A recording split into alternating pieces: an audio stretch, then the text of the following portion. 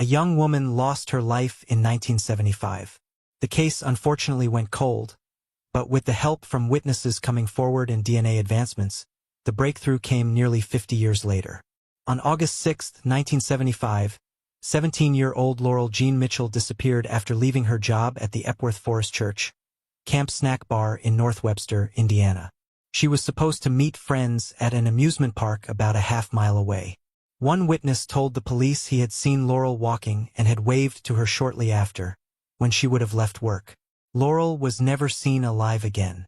Her body was found the next day, on August 7th, in the Elkhart River, by some fishermen after she failed to return home. Although Laurel's cause of demise was ruled as drowning, the police said that the autopsy report suggested that she had fought for her life, so police initiated a slaying investigation. Two people who lived near the road Laurel would have been walking on after her shift at work, told the police that they heard a loud car go by, turn around, and then stop near their home. One of those people told the police that he heard what sounded like someone slamming the trunk of a car shut. When he stepped outside, he saw two cars leaving the area. The other resident told the police that at around 10 p.m., a car turned around in the driveway next door, and as it came back by her house, she heard several voices say, "Let's get her." She said the car was very loud and dark in color. Even though the detectives followed up on these leads, no arrests were made and the case went cold. Then in 2013, a detective with the Noble County Sheriff's Department was contacted by a woman in Florida, who told him that in 1975, when she was 16, she dated a man named John Wayne Lehman. The two had gone to a party, and when driving her home, Lehman admitted his involvement in a crime that he had committed with his friend, Fred Bandy. In 2014, the investigators interviewed a man who said that when he was a sophomore at West Noble High School in 1975, Fred Bandy had told him that he had committed the crime. Another person also came forward to say Bandy had admitted to the crime at a party. In 2019, Laurel's clothing was resubmitted to the Indiana State Police Laboratory Division for examination and DNA testing. A DNA sample was taken from Bandy in late 2022, and it showed he was 13 billion times more likely to be the contributor of the DNA on Laurel's clothing than any other unknown person. Finally, after almost 50 years, in February 2023, the police arrested 69-year-old Fred Bandy and 69-year-old John Wayne Lehman. Their arrests were made possible by advancements in lab technology that allowed the investigators to connect both men to Laurel's demise. The investigators believe Bandy and Lehman grabbed Laurel and put her in Bandy's 1971 Oldsmobile. They then took her to the Mallard Roost public access site on County Road 600 North in Noble County, where they drowned her. Both men steered clear of the law and trouble for the next nearly 5 decades. Bandy, however, was convicted of crimes multiple times in Noble Circuit Court throughout the years, which allowed the investigators to gather his DNA. Lehman appeared via video from the Miami Correctional Facility for his sentencing hearing after previously pleading guilty to a count of conspiracy to commit slaying in connection with the demise of Laurel. As part of Lehman's sentencing, he was given 613 days credit for time already served. Lehman said in an August deposition that Bandy assaulted Laurel and drowned her. Lehman denied participating in the assault or the slaying and said his fear of Bandy kept him from trying to stop the crimes. On October 11, 2024, he received an 8-year prison sentence for his role in the girl's demise. Bandy was found guilty of slaying in connection to the demise of Laurel. On October 22, 2024, he was sentenced to life in prison with the possibility of parole for the 1975 slaying of 17-year-old Laurel. In 2004, a man fatally shot Corey Devin Smith in his mother's driveway. 20 years later, while behind bars, a man finally confessed to the slaying. On June 12, in 2004, 21-year-old Corey Devin Smith was fatally shot near 2766 Royal Palm Avenue in Fort Myers, Florida, in front of his mother's house. After grabbing a charger from his home, Corey was shot 5 times on the way to the car, leaving him to succumb to his injuries on the ground. Corey's body was found in the street in front of the home. Witnesses said that a black man in a mask was seen running away from the area and getting into a yellow Cadillac sedan. Dedicated cold case investigators were working tirelessly to close the case on who took the life of Corey. Forensic examination of Corey's car revealed two distinct sets of DNA. The first person was not contacted in 2004, and the second has yet to be identified. After revisiting the scene of the crime, the police believe the shooter waited for Corey, shot him, hid in the bushes, and then fled the scene. Over the years, the Fort Myers cold case detectives started building leads. But the detectives did not have enough evidence, which then led to the case going cold. They also believed that they know who the driver of that car was. The detectives said that it was just a matter of connecting those dots and presenting it to the state attorney's office. While looking through cases from that time, the investigators realized that they had enough evidence to potentially find a suspect in Corey's case, with renewed attention and more exposure. The Fort Myers police detectives believes that they may be able to crack this case wide open. In 2022, the Fort Myers Police Department investigated a case involving a friend of Corey, Rodney Terrell Davis. The state attorney's office's cold case slaying unit and the Narcotics Enforcement Task Force, also known as Net Force, also worked on the case. Davis was then arrested as the result of the Net Force investigation. He had been caught arranging narcotics trafficking deals from the Lee County Jail, where he was being held on other charges. Davis was charged with multiple counts of conspiracy and one count of trafficking illegal substances. During the investigation, Davis agreed to provide law enforcement with information about his involvement with the 2004 slaying of Corey Smith. Davis then gave a statement to law enforcement, admitting to being the shooter who ended Corey's life. Due to the cold case slaying being able to be closed, the defendant pleaded guilty to the illegal substance charges and was sentenced on both cases. On October 22, 2024, 41-year-old Rodney Davis of Cape Coral was sentenced to 40 years in prison for second-degree slaying with a firearm for taking Corey's life. He was also sentenced to 15 years in prison on the illegal substance charges. A family can have closure after a cold case was solved 20 years after it happened. In 1980, a woman was slain after being kidnapped from a Port Huron neighborhood in Michigan. Decades passed with no justice in sight, until DNA testing led to the arrest of two suspects. On November 2, 1980, 21-year-old Karen Humphrey was found deceased in the state game area of Beards Hills, Michigan, near Port Huron, with 2 gunshot wounds to her head. The investigators were able to collect DNA evidence from Karen's body after she was found by hunters, a day after witnesses reported seeing her being forced into a vehicle. The identity of the person responsible for Karen's demise was not known, and despite investigators' attempts to identify the perpetrator, the case went cold. The case was cold for more than 4 decades. Although investigators never gave up and continued their pursuit to identify the person responsible for Karen's demise. In 2022, the Michigan State Police submitted forensic DNA evidence from the crime scene to Othram. A comprehensive DNA profile belonging to an unknown contributor was developed by Othram, and forensic genetic genealogy was used to develop new investigative leads in the case. Thanks to these new leads, the Michigan State Police, along with the St. Clair County Sheriff Department, the investigators were able to identify 70-year-old Douglas Laming of Fort Gratiot, Michigan as a suspect in Karen's slaying. Laming was arrested on December 15, 2023 and was charged with first-degree slaying. At the time, it was not publicly announced that DNA belonging to another contributor was discovered at the crime scene. In 2023, the Michigan State Police submitted the additional forensic DNA evidence from the 1980 crime scene to Othram. A second DNA profile belonging to the second unknown suspect was developed using forensic-grade genome sequencing. Othram's in-house forensic genetic genealogy team used the genealogical profile to produce new investigative leads. The leads were returned to the Michigan State Police, who continued their investigative work with the St. Clair County Sheriff Department officials to identify the second suspect in the slaying of Karen. This follow-up investigation led to the identification of the second suspect, 63-year-old Anthony Harris. Harris was 20 years old at the time of Karen's slaying. St. Clair County Sheriff Matt King said, "This is a great example of the fact that we preserve this evidence through the years, use it sparingly, and test it several times."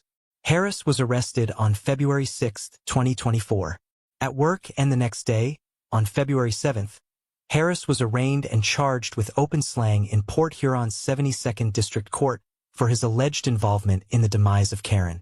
Harris's bond was set at $2 million. He pleaded guilty to second-degree slaying in October 2024, and then testified against his accomplice, Douglas Laming.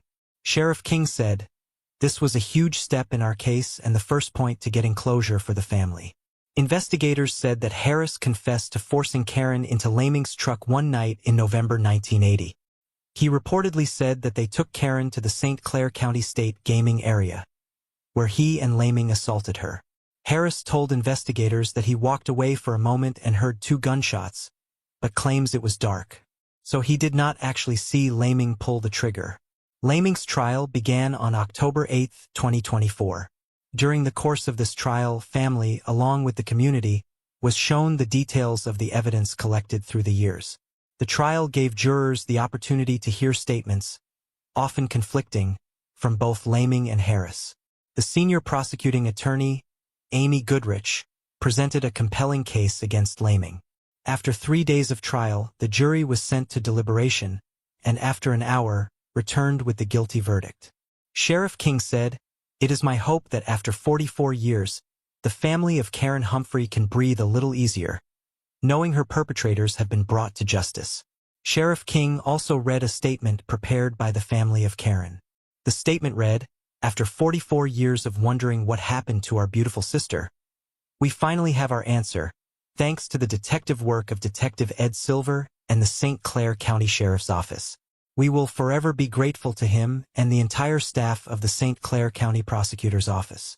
Prosecutor Amy Goodrich did an excellent job of presenting the evidence to the jury and received the results we have been waiting for decades. Not only was this senseless crime absolutely heartbreaking and a life-changing incident for our family and friends, the accusations and suspicions towards her boyfriend, Fred Hill, over the years had a very negative impact on him, his family, and we sincerely hope that Fred can finally find peace. To all the families amongst all the slayings, we hope and pray that you find the justice that we finally received. Miracles do happen. Harris is scheduled to be sentenced on November 12th and Laming is scheduled to be sentenced on November 18th. Both face up to life in prison.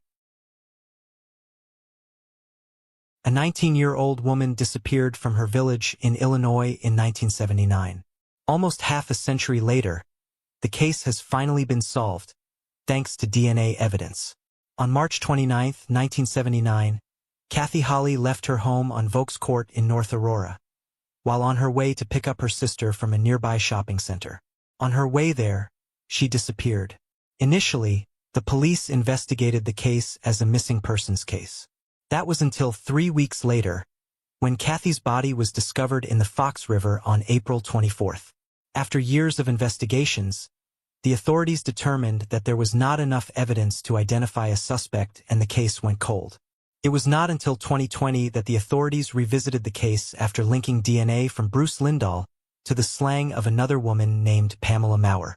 The North Aurora authorities used new forensic technologies to connect DNA evidence found on Kathy's clothing to Lindahl's DNA collected while solving Pamela's case. In October 2024, Detective Ryan Pete from the North Aurora Police Department said, "Lindahl has been connected to several other cases in this area from that time frame. With this new evidence, along with the evidence from similar cases involving Lindahl, we are able to conclude Lindahl was responsible for the slaying of Kathy Haley." Lindahl, who would often go to the shopping center where Kathy worked, was believed to have abducted her from the parking lot of her apartment complex, and he then drove her to the area where her body was later discovered. Before Lindahl could be charged with Kathy's slaying, he lost his life in 1981, while allegedly committing another slaying in Naperville, Illinois. Deputy Chief Joe Gorski read a statement on behalf of the Haley family, who were present at the news conference, saying, "While revisiting this case has been incredibly difficult, we are deeply grateful to finally have closure after 45 long years. Thanks to advancements in DNA technologies and groundbreaking tools, we are hopeful that other families will not have to endure the same pain and uncertainty that we faced for so many years."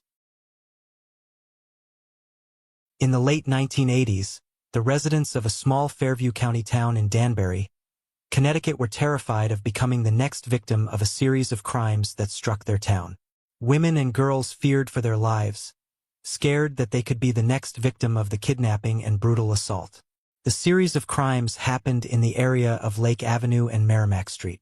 Decades after the disturbing crimes, the investigators were finally able to positively identify one suspect due to new resources that were not available back in the 1980s. In 1989, one of the victims was an 11-year-old girl. She was kidnapped and assaulted. The initial investigation started on April 23, 1989. Danbury police responded to a complaint at the victim's residence in the city's Lake Avenue and Merrimack Avenue neighborhood. The girl woke up sometime between 3 and 4 a.m. to a masked young man covering her nose and mouth while holding a knife to her throat. The girl was asleep in the living room of her home with two of her brothers nearby, when two suspects picked her up off the couch she was sleeping on and carried her out of the house. Once they were outside, she said the two individuals put her on the ground, lifted her to her feet and told her to walk. The girl said that she did as they said, and she started to walk with the two suspects behind her. One of them was holding a knife to her back. They brought her to an under-construction residence on Merrimack Street, where they forced her inside at knife point. They instructed her to go to the second floor of the building, where she was forced to undress and lay down on a plywood subfloor. The victim told the police she was repeatedly assaulted by the masked assailant, while the other held a knife to her head. During the initial investigation, the girl described the masked suspect as a white, heavy-set male, who was about 5 feet 8 inches tall. The other suspect was described as a white male with a skinny build, yellow, wavy or curly hair down to his neck, and approximately 5 feet 9 inches tall. After she was assaulted multiple times, they forced her to get dressed.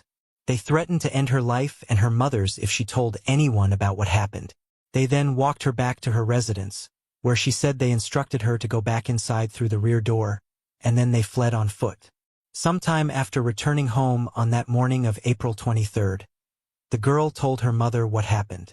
Her mother contacted the Danbury Police Department, and the girl was taken to the Danbury Hospital for examination and an assault evaluation.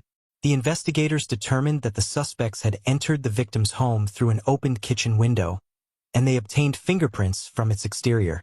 They also found wood shavings on the couch in the living room, where the victim had been sleeping the night of her abduction, as well as on the floor next to the couch and in the victim's hair. The police located the under-construction home on Merrimack Street and found the structure consistent with the victim's description of where the assault occurred.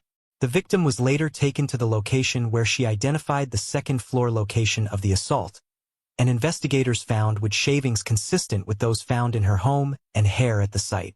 The investigators also found and collected a small puddle of evidence, including blood, in the area where she said the assault occurred.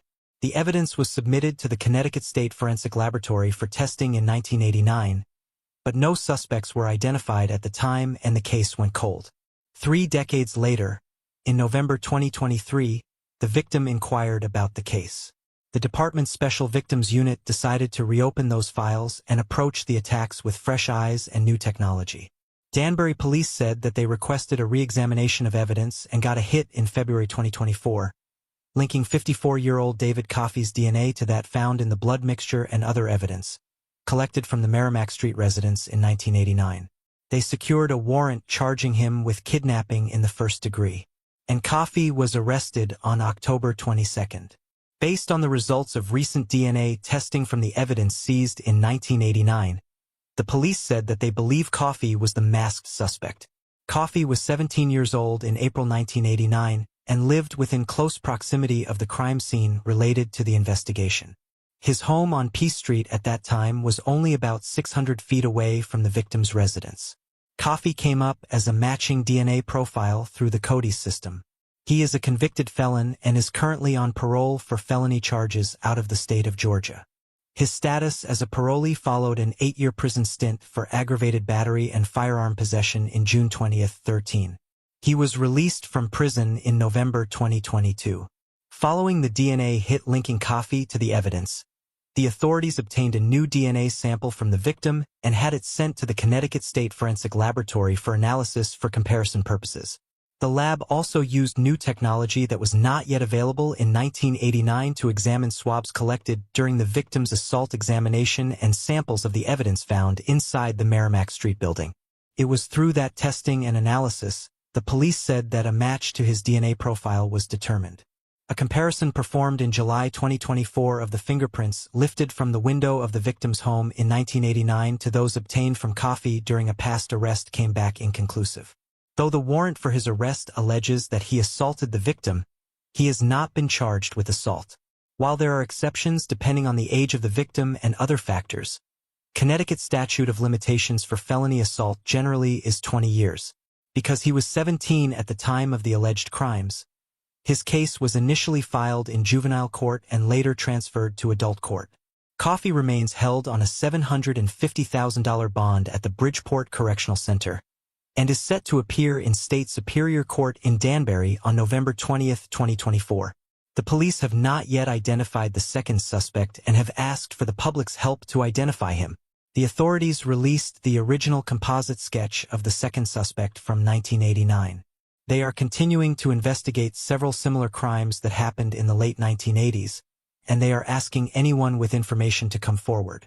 They are asking people who might know something about the incidents to call Detective John Bazile at 203-797-4668, the Danbury Police Investigative Services Bureau at 203-797-4662, or the anonymous tips line at 203-790.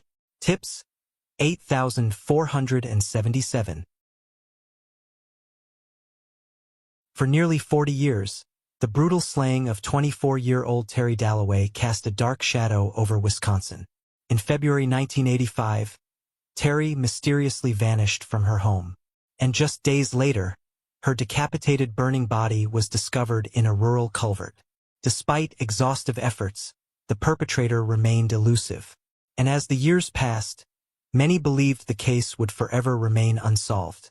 But after decades of events, a shocking arrest and newly uncovered DNA evidence have reignited hope, and the long-dormant case may finally see justice served. Terry Dalloway was originally from River Forest, Illinois, a suburban area near Chicago. Raised in a middle-class family, she was known to be a dedicated student and a hard worker, balancing her academic life with her job as a bar manager. At the time of the tragedy, Terry was a senior at the University of Wisconsin, La Crosse, studying finance. She had moved to La Crosse to pursue her education, and her ambitions reflected her drive to create a stable and successful life. Terry's work at Piggy's, an upscale restaurant in the heart of La Crosse, allowed her to support herself while attending school. Terry shared a trailer home with her fiancé, Russell Lee, in the small community of Berry Mills. The couple seemed to be leading a stable life together, and Terry was looking forward to graduating and starting her career. She had a small white poodle named Susie, whom she loved dearly. On February 14, 1985, Terry finished her shift at Piggy's. It was a cold winter evening when she returned to the trailer home. Her purse, car, and all her personal belongings were left behind. But Terry and her Susie vanished without a trace. The following days brought mounting fear and confusion. Terry's fiancé reported her missing, but there were no immediate clues. Then, for days later, on a remote road in Vernon County, a grisly discovery was made. A passerby reported a fire in a culvert, where the police soon found Terry's decapitated and burned body. The investigation into Terry's slaying was extensive, but despite early efforts, it was marked by frustration and ends. Hundreds of people were interviewed and potential leads were followed, but nothing concrete emerged. One of the initial focuses was Terry's personal life. The investigators looked into her fiancé, Russell, who had been the last person to see her alive. His gambling habits and close association with pool tournaments raised suspicions. But despite the scrutiny, there was no direct evidence linking him to the crime. The investigation expanded to include other people in her social circle, including friends and co-workers. But none of these avenues produced a suspect. Adding to the challenge for investigators was that Terry's head and her missing dog were never found, leaving investigators without critical evidence that could have shed light on how and why she met such a tragic fate. Then, in a frustrating turn, the case began to grow cold. With no DNA technology at the time, and only circumstantial evidence to go on, law enforcement had little to work with. They believed the perpetrator had meticulously planned the crime, using an accelerant to burn her body and destroy potential evidence. Still, authorities never gave up. Over the years, the investigators periodically revisited the case, re-interviewing witnesses and re-examining the evidence. In the late 1990s, a paint chip was discovered on a sheet that had been wrapped around Terry's body, hinting at a possible vehicle used in the crime. But again, it was not enough to lead to an arrest. The investigators continued to carry the torch, hoping that one day, new technology or a fresh lead would finally bring answers to this case. That day arrived in 2023, when advances in DNA technology cracked open the mystery and pointed to a suspect who had been hiding in plain sight. The breakthrough in Terry Dalloway's case was set in motion by a series of advancements in forensic science, specifically DNA technology, which had evolved significantly. The investigators made a crucial decision to revisit old evidence, hoping that new methods could yield results that had been impossible decades earlier.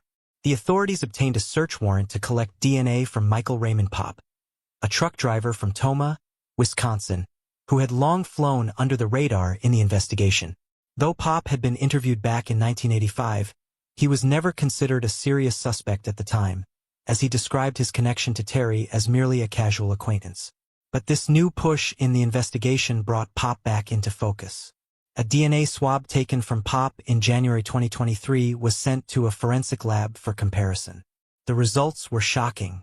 Popp's DNA matched the samples collected from Terry's autopsy. This was the first solid evidence linking Popp to the crime. During interviews with the investigators, Popp initially claimed he had only seen Terry a few times and did not really know her that well. But when asked why his DNA matched the male DNA found inside Terry's body, Popp responded, "Maybe I had a little affair with her for 6 to 8 months." When the investigators pressed him on why he had never mentioned this before, Popp explained, "Well, it is a pretty serious case there. Did not want to be associated with it." Though Popp maintained his innocence, saying he was not a violent person, the match provided the investigators with the concrete evidence they needed to arrest him on September 24, 2024. At a bond hearing in Vernon County Circuit Court, Special Prosecutor Kevin Croninger requested a $2 million cash bond. Judge Timothy Gaskell set the bond at $1 million. Popp, who was not represented by an attorney at the time, attempted to engage Prosecutor Croninger in a discussion about an unrelated case in Monroe County.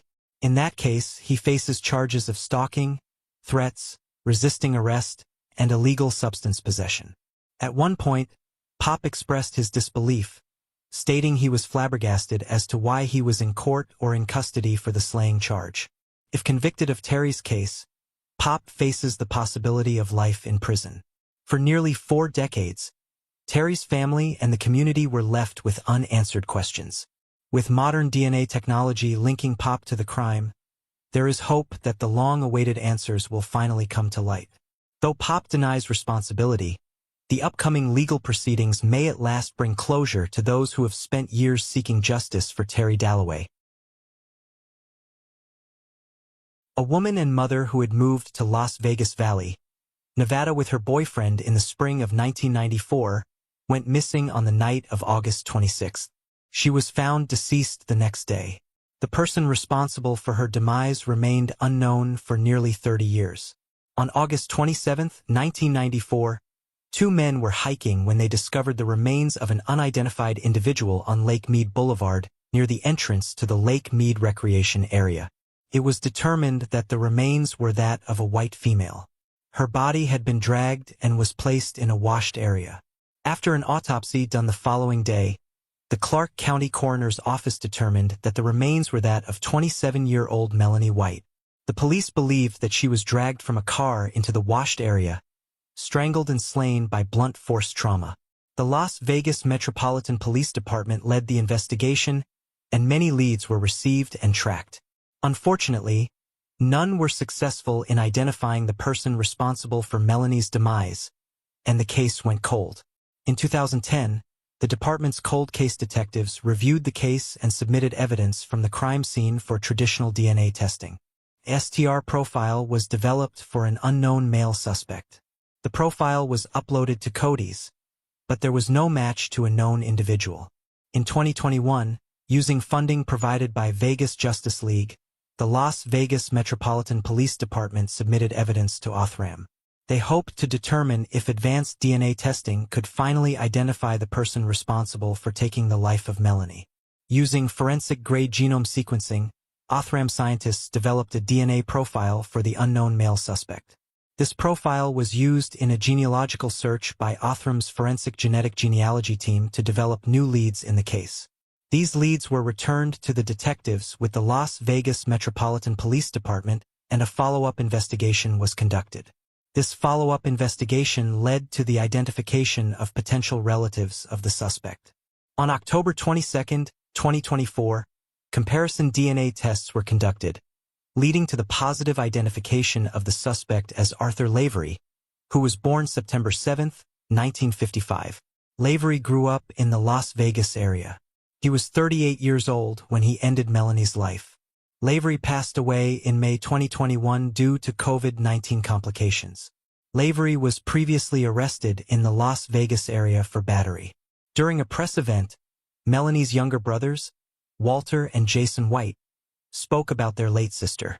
They said, "We will always miss Melanie and believe that the solving of her case will help bring a measure of peace to her and all of us." Jason and Walter say many members of their family were broken as they mourned the loss of Melanie. They have found closure with this news. Walter said that she was a very nice person and that her demise was a tragic loss. Jason also said that they loved her very much. Melanie's son that she had at the time of her slaying is 33 years old. For 2 decades in Flint, Michigan, the unsolved case of Shannon Holohan lay dormant. His body was discovered in a parking lot, partially clothed and bearing the marks of a brutal attack, while his cherished 1994 Chevrolet Corvette vanished without a trace. Years turned into decades and all the leads had gone cold. But then, in a twist of fate, the breakthrough came and DNA evidence finally linked a suspect to the crime. Shannon Daniel Holohan was born and raised in Grand Blanc, Michigan, where he developed a reputation as a bright and caring individual. He attended local schools and excelled academically, ultimately pursuing a degree in computer programming. By the time he was in his early 30s, Shannon had established a successful career at Kmart Corporation's headquarters in Troy. Outside of work, Shannon was a devoted son, caring for his mother, who was a stroke survivor.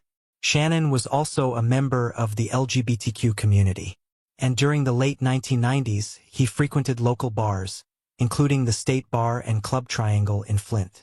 These venues were popular gathering spots for the community, offering a sense of camaraderie and acceptance. No one could have imagined that a casual evening out would take a dark turn, setting in motion a series of events.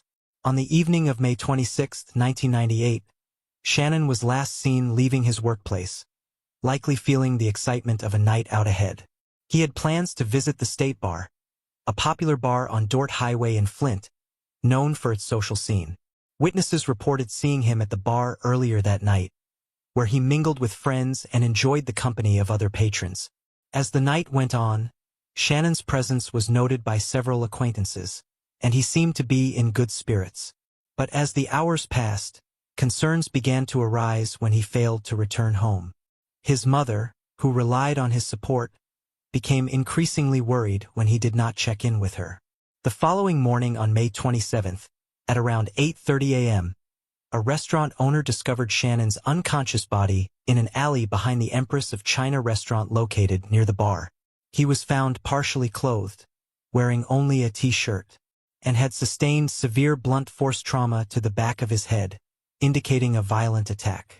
The investigators later pieced together that Shannon had likely encountered his attacker after leaving the bar. Eyewitness accounts suggested that he had spoken to a young man on a mountain bike shortly before disappearing. Despite immediate efforts to locate his missing 1994 Chevrolet Corvette, which was found stolen, leads quickly ran dry. Shannon was taken to Hurley Medical Center, where he remained in a coma for 2 days before succumbing to his injuries on May 30th. His demise would be the beginning of a lengthy, unsolved case. The breakthrough in the investigation of Shannon Holohan's case finally came in 2024, more than 25 years after the crime. The Flint Police Department's Cold Case Unit, established with funding from the American Rescue Plan Act and the Mott Foundation, had been actively reviewing unsolved cases, and Shannon's was among them. In a fortunate turn of events, the detectives re-examined existing evidence, particularly the DNA samples collected from under Shannon's fingernails. This evidence had been preserved since the initial investigation and had remained a potential link to his attacker.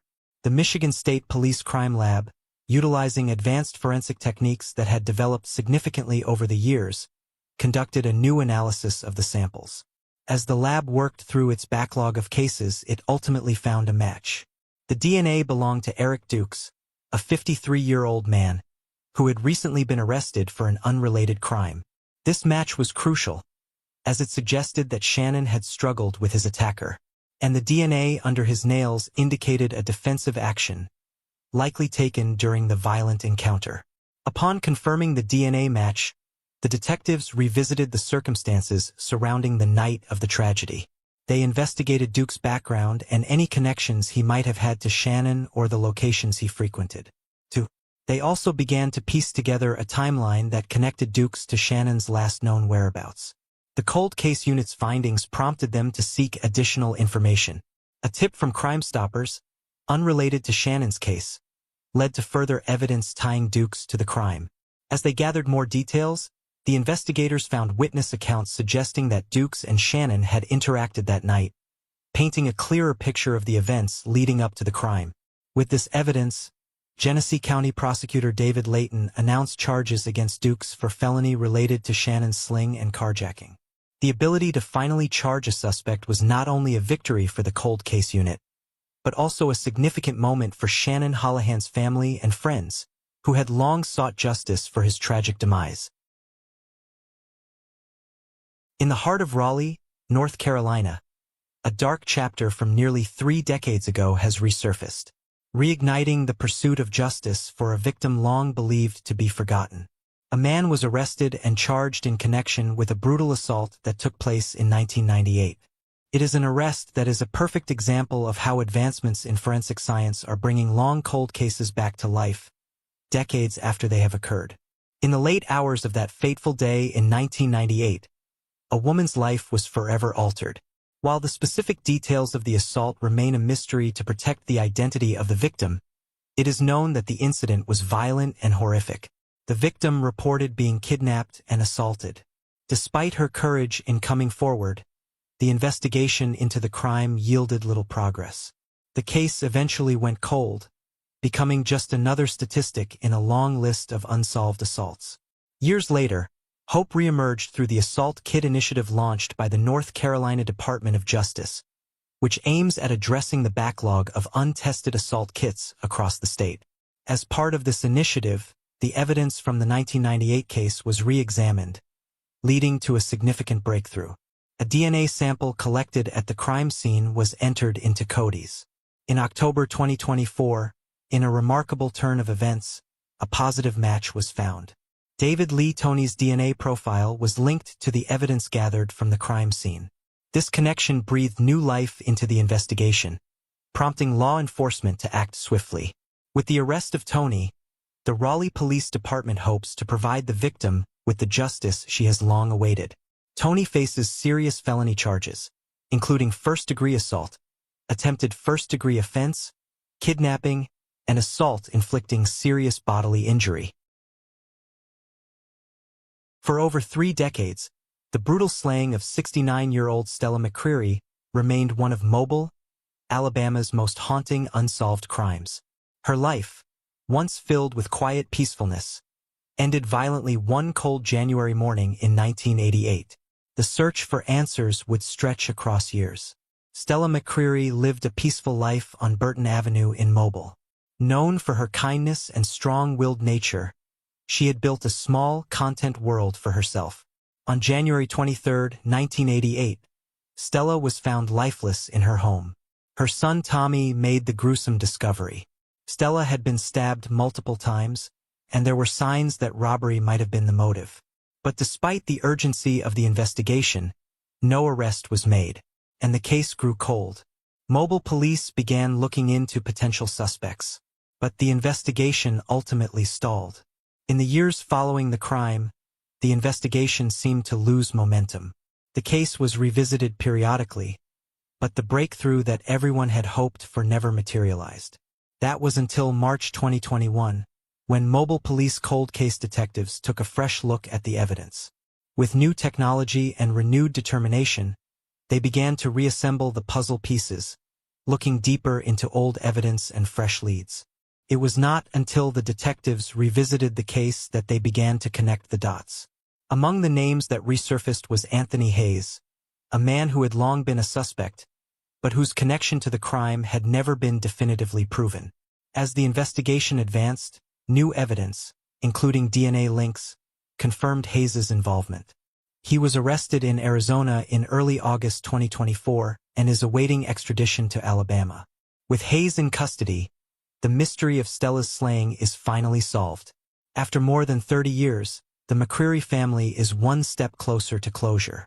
The case serves as a reminder that even the longest of cold cases can eventually be solved, and that no matter how much time passes, justice can still catch up to those who thought they had escaped it. Ayodhya, India. A brutal 17-year-old case has resurfaced, rekindling memories of a tragedy that shattered a family and eluded justice for over a decade. A young man, Mahavir Singh, was slain in the quiet village of Tulsipur Maya. But with the passage of time, hope dwindled and the case seemed to slip by, completely forgotten. Until the recent arrest of two fugitives brings renewed hope that the case will be solved at last. Mahavir Singh was a beloved son and a vibrant member of the Tulsipur Maya community. But in 2007, his life was abruptly cut short after a brutal act of gunfire took his life. The investigation into the demise of Mahavir began immediately after the shocking incident. With the community reeling from the tragedy, the Gonda police faced the daunting task of piecing together evidence while grappling with the emotional weight of the case. Initial inquiries led them to identify two primary suspects, Govind Elias Sanjay and Sitharam Das. Both men were well known in their respective regions. Govind from Lakhisarai district in Bihar, and Das from Hanuman Kudi Ramgath in Ayodhya. But despite efforts to apprehend the suspects, both managed to evade capture, prompting law enforcement to intensify their investigation. The police employed various tactics, including interviewing witnesses and examining the crime scene for clues. But as the days turned into weeks and then months, leads became scarce and the trail grew cold. In a bid to revitalize the case and encourage community involvement, the Gonda police announced a reward of 15,000 rupees for information leading to the arrest of the fugitives. This move aimed to galvanize locals, urging them to come forward with any tips or insights that could aid in locating Govind and Das. The reward not only served as an incentive, but also emphasized the police's commitment to seeking justice for Mahavir's family. Even with the promise of financial incentive, it became evident that the suspects had successfully gone underground, further frustrating the investigators. In the aftermath, Mahavir's family bravely took a stand, filing a case against Govind and Das. As the years passed, the police seized properties and submitted charge sheets, while the perpetrators continued to roam free. Years of relentless searching culminated in a breakthrough in October 2024. After efforts by the Gonda police and the collaborative support of the Ayodhya police, the authorities received actionable intelligence that led them closer to the whereabouts of the accused. Acting on the arrest warrants issued by the civil judge, Senior Division ACJM, in Gonda, the Ram Jamabhoomi police sprang into action. The police first focused their attention on Sitharam Das. Following leads, they conducted a search operation near the Hanuman Kudi temple. In the late afternoon, they positioned themselves strategically behind the temple, monitoring the area for suspicious activity. The effort paid off when the officers spotted a man fitting Das' description. His demeanor and movements raised suspicions among the team. The officers approached cautiously and confirmed his identity as Das alias Vijay Chella Ramcharan Das. He was arrested without incident, and the police recovered documents related to the violent crime from his immediate vicinity, solidifying the evidence against him. The search for Govind alias Sanjay continued. Utilizing information gathered during the initial arrest, the police traced Govind to Laxmanquila, a well-known landmark in Ayodhya. The officers swarmed the area determined to apprehend the second suspect. In a well-coordinated effort, they located Sanjay, who was attempting to blend into the crowd.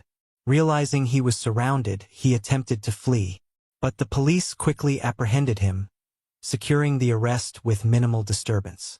Both arrests were a victory for law enforcement and brought closure to a case that had stayed hidden in the shadows for nearly 2 decades. The police expressed their relief at finally being able to serve justice to Mahavir Singh's family, whose anguish had been compounded by the long wait for accountability. The recovery of key documents at the residences of the accused added weight to the prosecution's case, ensuring that both men would face trial for their alleged roles in the crime. As the news of the arrest spread, the community of Gonda breathed a sigh of relief, hopeful that this long-awaited chapter would soon reach its end in a court of law. On the night of March 16, 2011, Isaiah Hernandez was shot in a quiet Ansonia, Connecticut parking lot. What was thought to be a routine illegal substance deal turned into a robbery gone horribly wrong, and Isaiah was left lifeless in the cold. For years, the case seemed unsolvable, with only whispers and rumors surrounding the details of his end. A breakthrough in the investigation has led authorities to a key suspect, one who had remained elusive for over a decade. Isaiah Hernandez was a 25-year-old father trying to build a better future despite the struggles of his past. Born and raised in Antonia, Isaiah faced many challenges growing up. He had a difficult childhood, dragged down by financial instability and a broken home. But he had always been determined to carve out a different path for himself. Isaiah was no stranger to hardship, and like many young men in his community, he battled against the pull of street life, knowing all too well the temptation of quick money and the influence of bad company. Even still, he was a devoted father, and his son, who was in many ways the anchor in his life, was the reason he worked hard to turn things around. But on March 16, 2011, everything changed when Isaiah's past collided with his present in an act of violence, ending his life far too soon and leaving his family and his son heartbroken. It was a cold, ordinary night in Antonia, and Isaiah had made his way to the Antonia Express Mart, a familiar stop along his daily route. He was there to meet 2 men for an illegal substance transaction. Isaiah, trying to keep his head above water, had agreed to meet them in the parking lot to sell them substances, an exchange he hoped would help him take care of his son and stay afloat. What he did not know was that the 2 men had other plans. What was meant to be a simple deal quickly turned into something much darker. As the 3 men stood by Isaiah's car, the 2 men turned on him, intending to rob him instead of making the transaction. The details of what happened next are murky, but it is clear that Isaiah never stood a chance. Witnesses say Isaiah tried to escape, stumbling out of the car and collapsing in the parking lot as shots rang out, the violence erupting without warning. He was struck by 3 gunshots, each one entering his back, and each one taking him further from the life he had fought so hard to make for himself. The perpetrators fled the scene, leaving him to bleed out, alone, in the cold parking lot. His family would later learn that the men who had been in the car with him that night were involved in more than just a simple illegal substance deal. They had conspired to take what was not theirs, and it cost Isaiah everything. After Isaiah was gunned down, the investigation into his slaying began immediately, but quickly hit roadblocks. Witnesses were scarce, and while there were initial suspicions, the case remained unsolved. In the days following the shooting, a few anonymous tips trickled into the Ansonia Police Department, mentioning the name of 19-year-old Elijah Stanford. The detectives pursued these leads, but were unable to tie Stanford directly to the crime without more concrete evidence. Surveillance footage from the Express Mart helped confirm that Isaiah had been in the car with at least 2 other men, but their identities remained unclear at the time. The real breakthrough only came nearly a decade later. A combination of advances in forensic techniques, cooperation with federal agencies, and persistent investigative work eventually led police to reopen the case. Anonymous sources, who had initially been reluctant to come forward, began sharing critical information about Stanford, as well as Luis Marquez, who was 18 at the time of the brutal crime. It was revealed that both men had plotted to rob Isaiah during an illegal substance deal gone wrong. Marquez briefly fled to New York after the slaying, while Stanford was already incarcerated at Manson Youth Institution for an unrelated crime. Their movements in the aftermath of the shooting, paired with the growing body of evidence, helped the police to zero in on the two men. In 2021, 10 years after the tragedy, both Stanford and Marquez were arrested and charged with the violent crime, first-degree robbery and conspiracy to commit robbery. Both men were placed in custody on $500,000 bond. And though they each posted bond, the charges remained. The investigation did not stop there. Further digging led police to Andrew Spino, who had served as the getaway driver that night. Spino had relocated to Hawaii, where he was incarcerated on unrelated charges. After being extradited to Connecticut in 2022, Spino was also charged. On March 10, 2024, Luis Marquez accepted a plea deal and then pleaded guilty to first-degree manslaughter with a firearm and conspiracy to commit first-degree robbery in connection with the shooting. Prosecutors revealed that Marquez fired the fatal shots during the planned robbery, which had been orchestrated by his co-defendant, Elijah Stanford. On August 29, Marquez was sentenced to 14 years in prison, plus 5 years of probation. He said the following before being sentenced: "I asked the judge to show some mercy, but I know I deserve whatever is coming. I am not going to sit here and act like I do not." Stanford and Spino remain in custody. As these legal proceedings unfold, the decade-old case of Isaiah Hernandez's slaying is finally moving toward justice, providing his family some measure of peace after years of unanswered questions.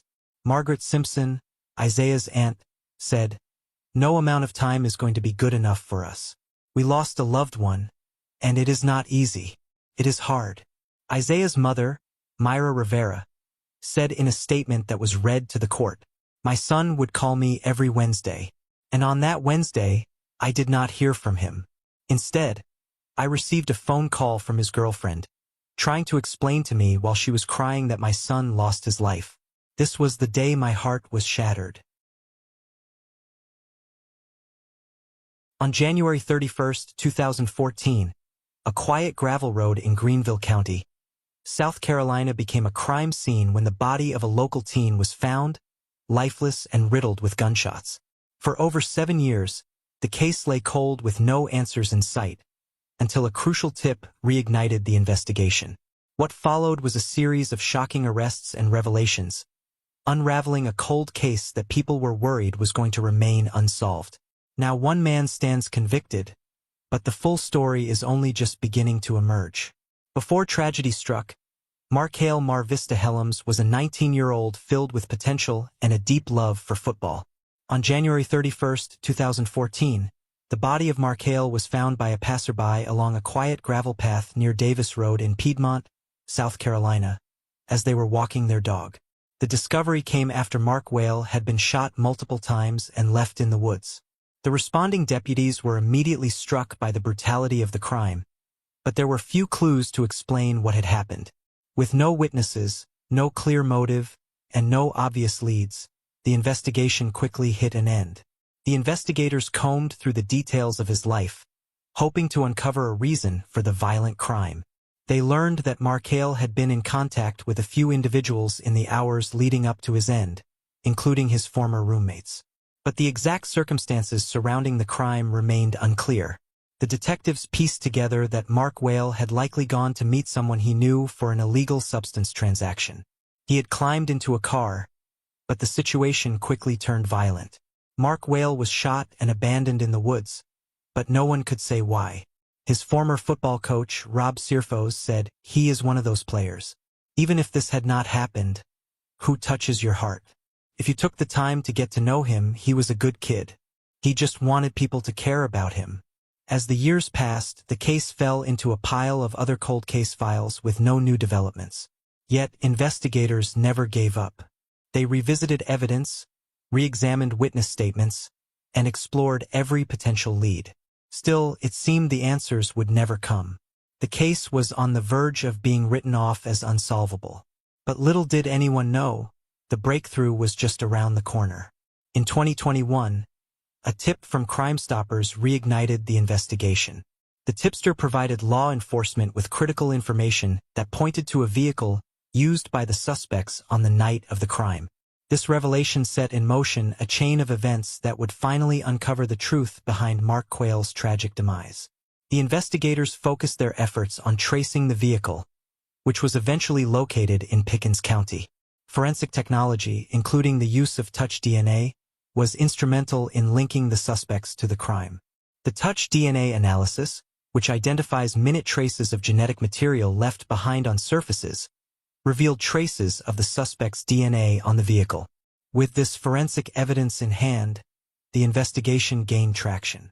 The detectives soon pieced together the events leading up to Mark Quayle's demise.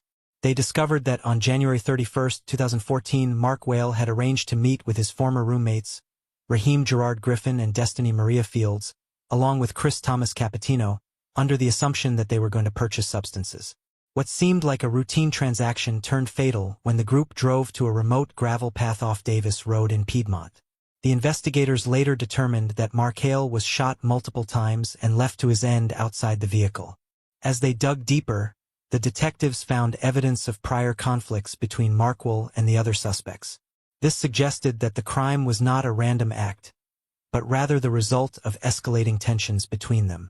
These conflicts may have been fueled by personal animosities or grudges, but the exact motivations behind the shooting remained unclear. Even with the motive unclear, the combination of DNA evidence, the Crime Stoppers tip, and the suspect's statements helped to build a compelling case. On April 15, 2021, the law enforcement officers arrested Raheem Gerard Griffin, Destiny Maria Fields, and Chris Thomas Capitino, all of whom were charged with the fatal crime, criminal conspiracy, and other related offenses. Griffin faced additional charges for possession of a weapon during a violent crime. The three suspects were taken into custody and booked into the Greenville County Detention Center, where they were held without bond. On April 18, 2024, after a trial that lasted 4 days, Circuit Judge Patrick Cleburne Fant III sentenced 31-year-old Raheem Gerard Griffin to 45 years for the crime and 5 years for possession of a weapon during a violent crime. Capitino and Fields will still face their own trials in the coming months. The arrest and conviction were a significant turning point in the case, bringing some measure of closure to the Helms family and Mark Quayle's community, who had long awaited justice. In 1985, a beloved teacher in Kinston, North Carolina, was brutally assaulted and shot in her home. The case went cold for nearly 40 years. Thanks to DNA testing, the case finally came to an end in 2024. On January 8, 1985, members of the Kinston Police Department responded to the residence of 62-year-old Hokie Shepard, which was located at 1100 East Caswell Street, Kinston.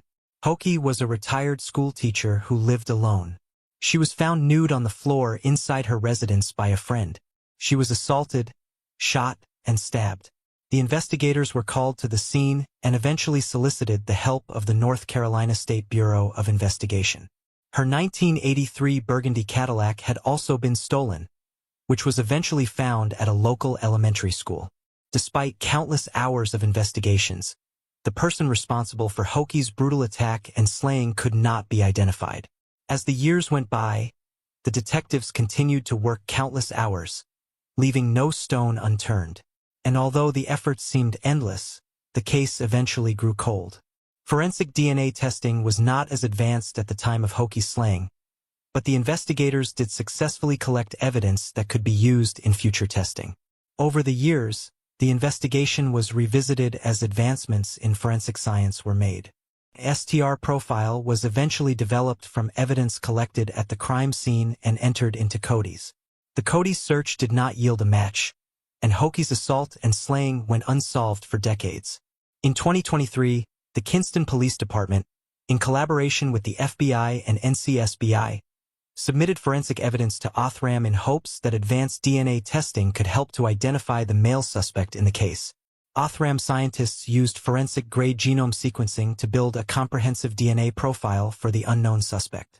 After successfully completing the process, The DNA profile was delivered to the FBI's forensic genetic genealogy team, and the FBI team performed the necessary work to generate new investigative leads in the case. On September 30, 2024, members of the Kinston Police Department presented the evidence from the genealogy profile to the Lenoir County District Attorney's Office. The results identified the suspect as Thomas Williams Wade Jr., who was 28 at the time of the offense, and was initially interviewed as a potential suspect. Soon after the crime, Wade moved from the Kinston area and spent the remainder of his life in Granville County, where he passed away in 2007. If Wade was alive today, he would have been charged with first-degree slaying as well as larceny for the theft of Hoki's car.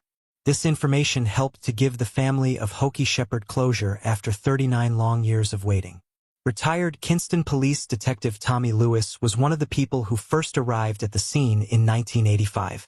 It was Detective Lewis's first slaying case, but he takes pride in the fact that he and the rest of the police department never gave up.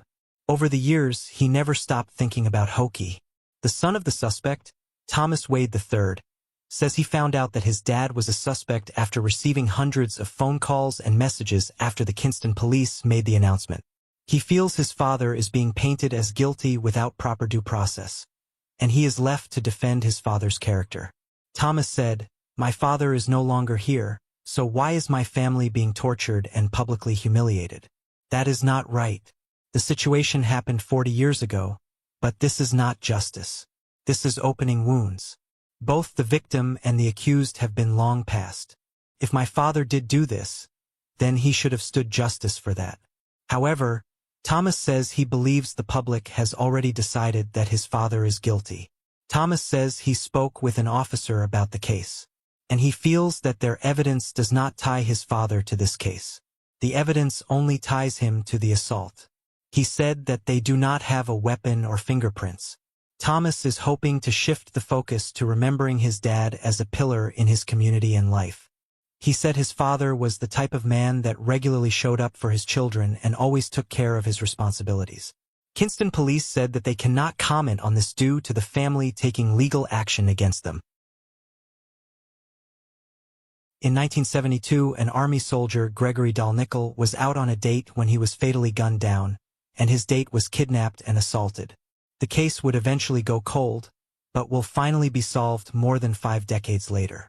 21-year-old Gregory Nickel, who was home in Vernal, Utah for Thanksgiving, was out on a date with an 18-year-old woman who was not named on November 26, 1972, when they were ambushed.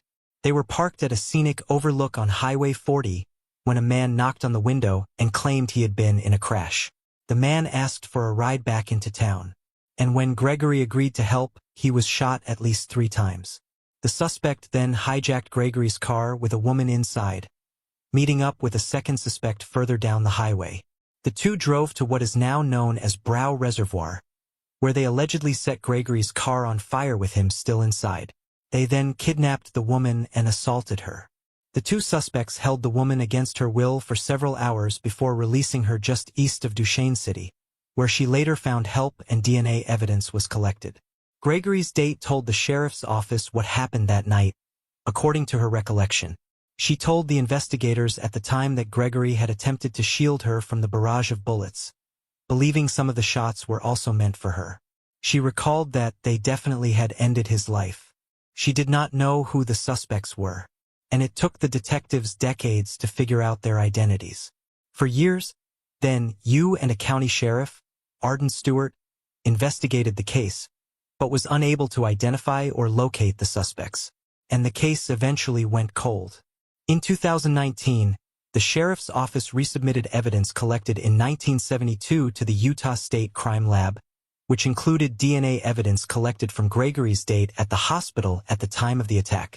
Then, in 2022, on the 50th anniversary of Gregory's slaying, the sheriff's office announced that through extensive DNA testing, Daniel Arthur Bell was one of the 2 men involved in the case. But Bell was never arrested in the case. He passed away in 2019 at the age of 88, however. The detectives believed the second, younger suspect was still out there and continued to pursue their investigation when Bell was first on their radar as a suspect. The detectives spoke to his widow and learned that before his demise, Bell was convicted of assault in Oregon in 1987. and that his friend, Jean, was involved in an assault in Washington.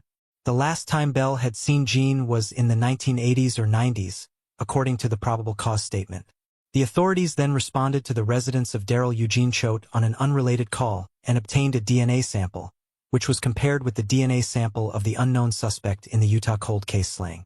According to the charging documents filed, DNA testing revealed that Choate is a direct DNA match for one of the suspects who was responsible for the slaying of Gregory Nickel and the assault of the woman who was on the date with him. This direct DNA match is proof that Choate is one of the two suspects and is not just a close familial match to one of the suspects. The detectives learned that 74-year-old Choate, who lives in Tooele, Utah, has an extensive criminal record, which did include offenses in Price. According to the charges, Choate has also made statements in records that he believes he is able to read minds. Gregory's sister, Lynette Nickelray, said in a statement, "When my brother was slain, I talked to him. Of course, he was not there, but I knew he was there in spirit. And I told him 52 years ago that I was never going to stop. I was going to find who did this to him. I just want to be able to look him in the face and ask him why."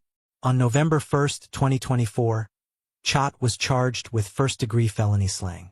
However, due to unspecified medical issues, he was not arrested at that time.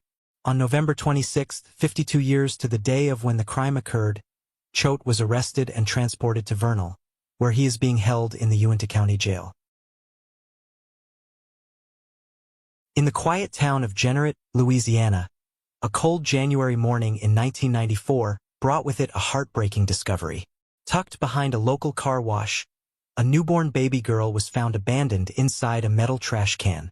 Her short life ended before it had truly begun. For years, the child remained nameless, known only as Baby Jane Doe, as the mystery surrounding her demise grew colder with time. But after 25 years of silence, an unexpected breakthrough surfaced, one that would finally unravel the secrets of the past and reveal the shocking truth. It was an ordinary chilly morning on January 24, 1994, when Bob Fontenot, the owner of Bob's Car Wash in Jeanerette, Louisiana, made a discovery. As he took out the trash, something caught his eye: a 55-gallon metal drum tucked behind the car wash. Curiosity turned to horror as he peered inside and saw the tiny, lifeless form of a newborn baby girl. The infant, later dubbed Baby Jane Doe by investigators, lay in the trash with her thumb in her mouth, her umbilical cord and placenta still attached. The baby had been alive for only a few short hours before succumbing to the biting cold. The temperatures had dipped into the 40s overnight, and inside the frigid metal drum, the baby had frozen to their devastating end. The authorities were quickly called to the scene, but the initial investigations revealed few clues. There were no signs of external or internal trauma on the child's body, but a blanket, girdle, and a 4-day-old receipt found near the scene suggested that the baby's birth had been hidden.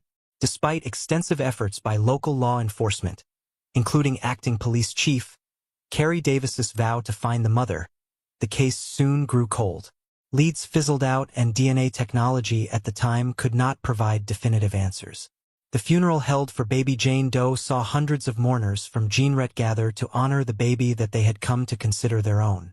Officers from the Jeanerette Police Department acted as pallbearers, and townspeople donated a white christening gown, a bonnet, and even a Raggedy Ann doll to ensure that the baby would not be buried alone.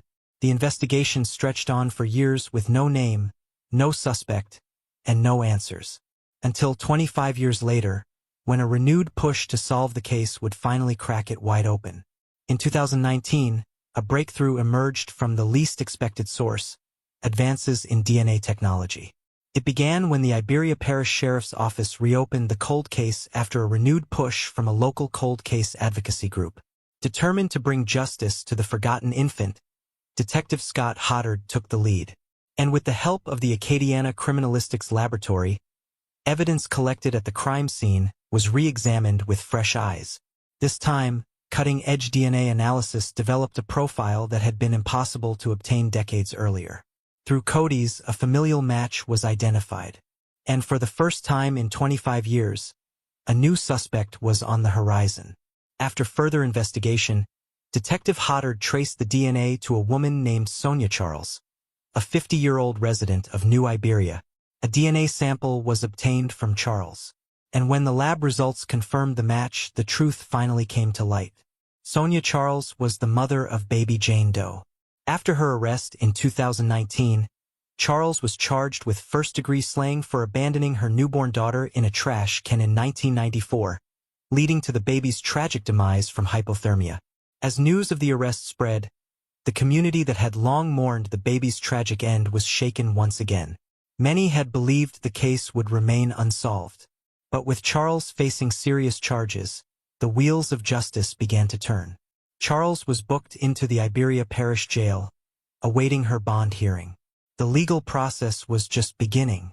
In 2023, a grand jury in the 16th Judicial District Court indicted Charles on a charge of second-degree slaying, signaling the case would move forward to trial. The indictment brought renewed attention to the tragedy and raised many questions about what led Charles to abandon her newborn in such a cruel manner. The defense was expected to argue for a reduction in the charge, possibly focusing on the circumstances surrounding the pregnancy and Charles's state of mind at the time. But prosecutors remained steadfast in their pursuit of justice for the infant, contending that her deliberate actions led directly to the baby's end. As the case moved through the courts, the people of Jeanret held on to hope that baby Jane Doe would finally receive not only justice, but also the dignity of a proper identity. A name to replace the anonymity she had carried for 25 years. A loving mother of 6 from Phoenix, Arizona was fatally shot in her home in 1998. The name of the shooter remained unknown for more than 2 decades, but the police knew what the suspect looked like. Then, finally, in 2016, the police learned his name. But although they knew who he was, he remained on the loose, until he was finally located and brought to justice. On July 9, 1998, at around 11:12 p.m., 28-year-old Sarah Jane Carr was shot inside her home near 14th Street and McDowell Road. A 911 caller told the dispatcher that a girl had been shot and that it was a man that had pulled the trigger. When the Phoenix police officers responded to the scene, as they entered the home, they found Sarah Jane deceased on the ground. She had been fatally shot in the face. The witness who called 911 saw the man who shot her and gave the police a description. The case was turned over to the detectives from the Phoenix Police Department's slaying unit. The original detectives who worked this case only knew the man by his nickname, G. However, they could not find out what the suspect's full name was. The investigation into Sarah's case went cold over the years, as the detectives were not able to identify the person responsible. Then, finally in 2016, the cold case detectives were able to use new technology to connect the shooting to 58-year-old Javier Lorenzano Núñez. The detectives learned that Lorenzano Núñez spent several years in California after he committed the crime before he moved to Mexico. Nearly 10 years after he was identified, the police in Phoenix and the Maricopa County Attorney's Office indicted him and issued an arrest warrant for Sarah's slaying. The detectives contacted the U.S. Justice Department's Office of Internal Affairs, who worked with the law enforcement officials in Mexico to locate and arrest Lorenzano Núñez. The Department of Justice and the U.S. Marshal Service worked to finalize and complete the extradition of 58-year-old Lorenzano Núñez to Phoenix on October 23, 2024. The Phoenix Police Department took custody of Lorenzano Núñez, and he was then booked into jail for the outstanding warrant related to the case. After 26 years, the suspect in the case of Sarah Jane will face accountability and charges related to his actions in July 1998. Peggy Carr, Sarah's sister, said, "I think she was dancing in heaven right now." Sarah Jane was a loving mother to her 6 children. Her children mostly know her through the cherished memories of others. She had a very kind heart. Sarah's daughter, Jessica Miller, said, "She loved the band Journey. So anytime Journey comes on, it is very hard to listen to. But I always think of her." Sarah's family worried for years that justice would never come, but they never worried about forgetting her. Gregory Miller, her oldest son, who was 11 when she was slain, said, "I remember her always being there, doing right by her kids. She was a great mom. She was really tough." Sarah's other son, Garrett, took his grief and turned it into a mission to serve others as a police officer in Austin, Texas. Garrett said, Growing up the way I felt of will I ever get justice, will I ever get closure? I did not like that feeling and I did not want other people to feel that. A special set of handcuffs were gifted to him after he graduated from the academy. He wanted to use those handcuffs on the man responsible for his mother's demise. Garrett said that it was a pinnacle point for him when he was finally able to hand his handcuffs over to the detective and see the detective trade out the marshal's handcuffs for his handcuffs. Her family was overwhelmed with emotion after they learned that Lorenzano Núñez was charged with slaying. The family's message to others searching for justice in cold cases is to never lose hope and to stay in contact with the detectives investigating these cases, but to also be patient, as justice sometimes takes time. In 1988, a loving son, brother, and friend, as well as a respected teacher and a good neighbor, was brutally taken from this world. Significant forensic evidence led the police to catch the person responsible. 36-year-old Byron Howard Carr was an English teacher at Montague Regional High School. In the early morning hours of November 11, 1988, Byron was strangled with a towel in his bedroom in his home on Lapthorne Avenue, Charlottetown, Canada. His body also had multiple stab wounds. Byron's slaying shook the city, Byron's friends, family, and the LGBTQ community. When his body was found, there was a message written in ink on his wall saying, "I will slay again." The police said that they believe Byron had consensual intercourse with a young man he brought home, and they presumed that the young man was the perpetrator. Byron kept his sexuality a secret, but it was brought to light when he lost his life. Chief Brad McConnell called the era a dark and unfortunate time in Prince Edward Islanders' history that forced people like Byron to socialize in the shadows and take unnecessary risks. This case has been Prince Edward Island's only cold case in modern times. The case remained cold for many years until it was reopened in 2007. The police were pinning their hopes on advances in DNA technology, particularly evidence gathered from underwear found in Byron's home. Genetic genealogy was used to match DNA from the crime scene. Chief McConnell said, "Combining advances in DNA with some genetic genealogy work, we were able to identify one of the individuals associated to those profiles found at the crime scene. Through that, we were able to identify Todd Joseph Gallant as being the donor of the evidence that we believe was deposited by the individual that was with Byron." The police chief said finding a genetic genealogy match can be a painstaking process. It involves collecting DNA samples from crime scene exhibits, generating a genetic profile, then uploading that profile through a law enforcement mechanism to genealogy websites like Family Tree DNA and GEDmatch. This can eventually lead to a familial DNA match with other samples profiled on those sites. The Charlottetown police were assisted by Wyndham Forensics Group and Convergence Investigative Genetic Genealogy during the investigation into the case of Byron. Chief McConnell said that Gallant has a previous criminal record in Canada, Texas, and Arkansas. He has previously been convicted of a break-and-enter in Prince Edward Island in 1987, just a year before the tragic demise of Byron. According to the police, Gallant left the island sometime after 1988 and returned only in 2022. The Charlottetown police are working with other law enforcement agencies to determine a timeline of Gallant's movements over the past 35 years. 56-year-old Todd Joseph Gallant, also known as Todd Joseph Irving, was arrested on January 25, 2024 at around 11:55 a.m. Gallant of Surrey, Prince Edward Island has been charged with 1 count of first-degree slaying and 1 count of interfering with human remains.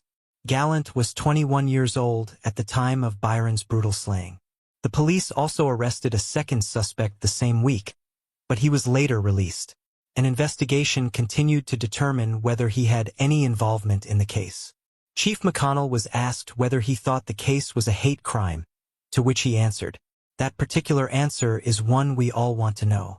The sensational note left on the crime scene would suggest it was. He said Byron's family just want to know the truth, no matter what it was, as to why Byron's life was so cruelly taken away. Was it just a hate crime, or were there other factors involved? It has been a long 35 years of unanswered questions and not knowing who the person responsible was. Byron's family is sad that the case took 35 years to make any progress, as Byron's mother and father had since passed away without knowing the truth behind what happened to their son. Byron's brother, John Carr thanked the police and members of the public for their hard work and dedication to his brother's case. Gallant pleaded not guilty to the slaying of Byron in a Prince Edward Island courtroom. The case was adjourned multiple times, so lawyers could receive disclosure. Gallant's lawyer, Chris Montani, appeared on behalf of Gallant in court on July 4, 2024. His lawyer waived the need for a preliminary hearing, which is a hearing held by the court to determine whether there is enough evidence to send the case to trial. This was the 8th time Gallant's case has been called before the court since his arrest back in January. Gallant will return to court on December 10, 2024. Amber Lynn Jenkins Garcia's body was discovered nearly 26 years ago near a wooded area in Morgan City, Louisiana in 1998. At around the same time, another woman's body was also found. The perpetrator responsible for the crime on the second victim has been sentenced, but the person responsible for the slaying of Amber remained unknown for many years. That was until a connection was made between the two cases. On October 8, 1998, the Morgan City Police Department responded to Young's Road regarding a body that had been discovered behind Young's Park near the wooded area. When the officers arrived at the scene, they found the body of Amberlynn Jenkins Garcia. The investigation commenced with the Morgan City Police Department Detectives Division when it was determined that Amber's demise was the result of a slaying. During the course of the investigation, the investigators collected multiple sources of evidence to be analyzed by criminal specialists. As the investigation continued, information and leads turned cold, and the investigators were unable to make a determination of who was responsible for Amber's demise. Just later that same year, on December 25, 1998, investigators with the Morgan City Police Department responded to the area of Duke Street regarding the body of another female victim that has been found. The investigators determined that the body they found was that of Jennifer Vidal. Her demise was also a result of slaying. The investigators identified John Willis Pittman Jr. as a suspect in the slaying case of Jennifer. Pittman was 18 years old at the time of the slaying. He was then charged, and he later pleaded guilty in the 16th Judicial Court to manslaughter. He was sentenced to 40 years at hard labor and was taken into custody by the Louisiana Department of Corrections. Over the years, the investigators looked at Amber's case to see if new leads could be developed regarding her demise. In the beginning of 2024, the investigators in Morgan City solved a slaying from a quarter-century ago and did not have to go far to find their suspect. The investigators with the Morgan City Police Department Detectives Division resubmitted evidence collected from the crime scene of Amber to the Acadiana Criminalistics Lab. Over the years, with technology advancement in this field, the results yielded that the DNA collected from the scene linked John Willis Pittman Jr. to Amber's case. Thanks to the new evidence, the investigation was once again rejuvenated. The investigators obtained an arrest warrant for Pittman's arrest on the charges of second-degree slaying for the case that happened 26 years ago. Pittman, who is still incarcerated at Elaine Hunt Correctional Center for the slaying of Jennifer Vidal, will be charged with the demise of Amber as well. Pittman remains incarcerated and will be booked on the new charges, while he will await court proceedings in the 16th Judicial Court. Chief Chad M. Adams and the Morgan City Police Department would like to commend all their investigators, from the ones that were involved in the original investigation to the ones that looked at the case over the years since, and to the current investigators who have completed the task, bringing this heinous slaying investigation to a conclusion. The work that all these investigators have done has brought justice to not only Amber, but to the family she had left behind. She was a daughter and a mother. As this investigation comes to a close, Chief Adams and investigators with the Morgan City Police Department have been in touch and met with the family of Amber. Amber's family is relieved and very grateful that her case has finally been solved. The remains of an unidentified man were found in a field in Markham, Ontario, Canada in July 1980. The individual became known as Markham Doe, and his identity remained a mystery until he was identified with the help of new DNA technology. In July 1980, the grisly discovery of remains of an unidentified individual were made on the side of the 11th concession, between 14th Avenue and Steeles Avenue in Markham, Ontario, Canada. The discovery was made by a local resident. At the start of the investigation, the investigators had little to go on. At the time, it was determined that the remains were that of a white male, who was between the ages of 25–40 years. Unable to identify the man, he became known as Markham Doe. The long delay in discovering the identity of the man was down to the condition of the body when it was discovered. The body was badly decomposed, and there was zero chance of getting a physical identification. Markham Doe weighed approximately 100 to 120 pounds, was 5 feet 6 inches tall, and had dark brown, medium-length hair. The investigation into Markham Doe's identity was led by the York Regional Police. Markham Doe's remains were interred at Mount Pleasant Cemetery, when in 2007, the York Regional Police Cold Case Unit performed an exhumation so that a facial reconstruction could be developed. Skeletal evidence was also obtained for the purpose of DNA testing. A year later, a traditional DNA profile was developed and uploaded to the National DNA Database, but there was no match to a known individual. In June 2022, York Regional Police teamed with Othram. Forensic evidence was sent to Othram's laboratory, and Othram scientists successfully developed a suitable DNA extract for Markham Doe. They then used forensic-grade genome sequencing to build a comprehensive DNA profile for the individual. This profile was returned to the investigators with the York Regional Police, so that a forensic genetic genealogy search could be conducted. This search led to the development of new leads in the case. The leads enabled a follow-up investigation, which led to possible relatives of Markham Doe. On April 3, 2023, Markham Doe was identified as 26-year-old William Joseph Pinnell of Toronto, Ontario. Joseph had never been reported missing over the years. In November 2024, the detectives announced what they learned during their further investigation. William had been in prison for a variety of criminal offenses, including armed robbery, which was committed while he was out on parole. Because he violated his parole, he was then returned to Collins Bay Institution in Kingston. There, he told his case officers that there were 2 others involved in the armed robbery of a Brampton Becker store. William admitted to his role in the crime, but he refused to identify his accomplices. He told his case officers that if he fight, his life would be in danger. He was convicted of the Becker's job in April 1980. 2 months later, he escaped from prison. Records of the escape appear to have been lost. William apparently told a friend that he was planning to escape to South America. That was reportedly his last contact, before the unidentified remains were discovered a month later. After more than 4 decades, Markham Doe has finally been identified. In August of 1934, Idaho's first full-time fish and game officer disappeared while he was on a trip to investigate illegal hunting near an area called Boulder Gulch, in the mountains south of Mullen, Idaho. Ellsworth Teed failed to return home, and his disappearance remained a mystery for nearly 90 years. Ellsworth Arthur Teed grew up in Clearwater County and worked in the mines for many years. He then moved to Shoshone County and took on the job of game warden.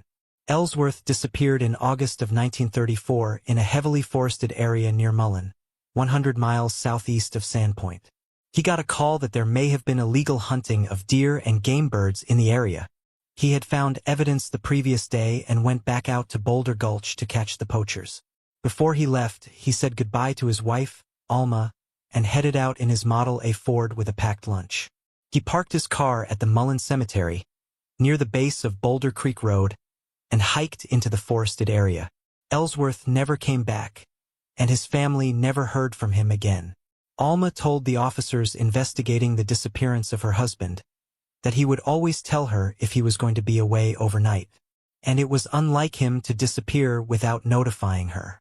Ellsworth was expected to attend a neighbor's funeral later in the afternoon of August 28th. It was a service he would not have missed. Alma feared that he had been hurt in an accident or had met with violence at the hands of others. The city, county, and state officers, along with hundreds of volunteers, released from their shifts at the Morning Mine in Mullen, the Bunker Hill Mine in Kellogg, and the Heckler Mine in Burke, combed the hills. They searched for Ellsworth tirelessly. They even used bloodhounds and airplanes during the search. It was one of Shoshone County's largest recorded manhunts. When the officials combed Mullen, They found Ellsworth's packed lunch and his coat inside his locked car. They also discovered shallow graves of deceased deer and evidence of closed-season harvesting of game birds in the area Ellsworth was searching for the poachers. Something that indicated that he may have been interrupted during his investigation. The case of Ellsworth was considered to be the state's oldest active cold case. Though the body of Ellsworth Arthur Teed has never been found, his demise has long been considered a slaying. Ellsworth was reportedly slain by the very group he was looking for, and these rumors swirled about in the Mullen community for decades, but could not be corroborated due to his body that has never been found. Alma declared her husband deceased in a court of law on February 6, 1942, 8 years after his disappearance. She was awarded spousal benefits. That is where the case sat, stagnant until decades later. The story of the missing warden had been passed down through generations over the years. Each person had an extensive detailed account of the alleged slaying of Ellsworth, and those accounts were all corroborated. Finally, in 2023, investigators believe they have solved the Great Depression-era cold case of the Idaho game warden who vanished in the mountains.